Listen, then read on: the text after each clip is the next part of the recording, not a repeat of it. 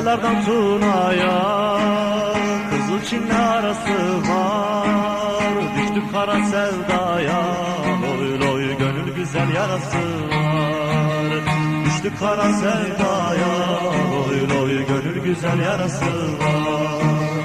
Al bizi de sürürsen, bayrak olan bürürsen, hele durma yürürsen, loy loy daha yolun yarısı var. Hele durma yürürsen, loy loy daha yolun yarısı var.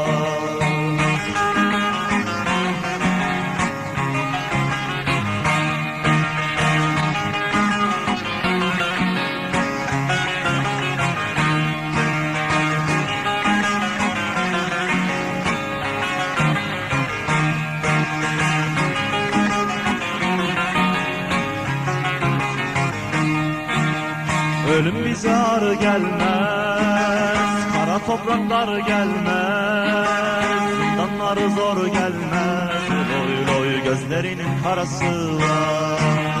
Zindanları zor gelmez, loy loy gözlerinin karası var. Başka nizam istemem, yurtta tasa istemem, yasa masa istemem, loy loy milletimin töresi var. Yasa masa istemem, loy loy ulu Türk'ün töresi var.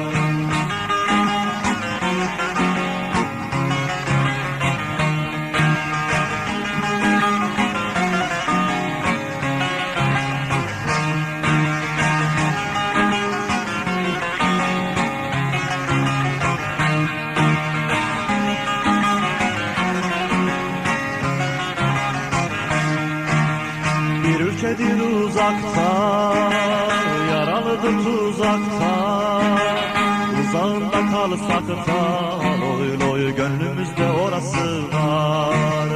Uzağında kalsak da, loy loy gönüllerde orası var. Ele surata asacak, zalime kan kusacak, sanma böyle susacak, loy loy fındınası borası var. Sanma böyle susacak, loy loy fındınası borası var. Sanma böyle susacak, loy loy fırtınası borası var. Sanma böyle susacak, loy loy her şeyin bir sırası var.